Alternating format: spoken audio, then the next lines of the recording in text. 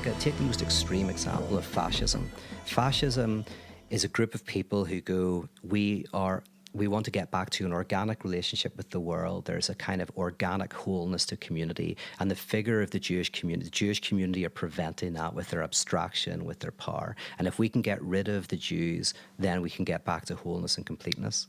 But what the fascist community doesn't realize is actually the Jewish community is preventing them from seeing their own brokenness. If they got rid of the Jewish community, they would just be confronted with the lack. The scapegoat mechanism is that we cannot face our own lack and we put it onto somebody else.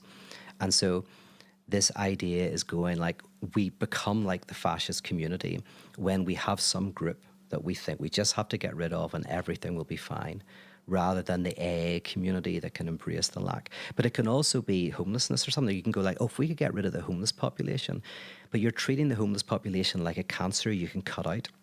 What if the homeless population exists in its form because there are issues within the society? And of course, you should look after homeless people, but you should also ask why homeless people exist. What is it saying about? Will this stop if we build more houses, or is this more systemic? Not that we shouldn't do those things like you're saying, not that we shouldn't take care of people, but look at the greater systemic issues that are creating this. Exactly. Problem. Just as individuals, if we're trying to get rid of a symptom like, oh, I crunch my teeth at night, you go, okay, that's fair enough. You maybe want to cum guard or whatever, but also maybe ask yourself, like, maybe you're in a relationship where you want to shout at the person, you're angry at the person, but you're afraid to express that because then they might break up with you.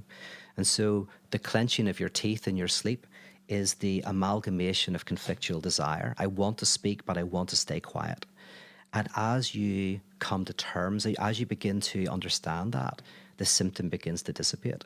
Yeah, you can get a gum guard. There's nothing wrong with that. But if you understand the symptom, you can dissipate it. It's hard work, but we have to be detectives to our own bodies.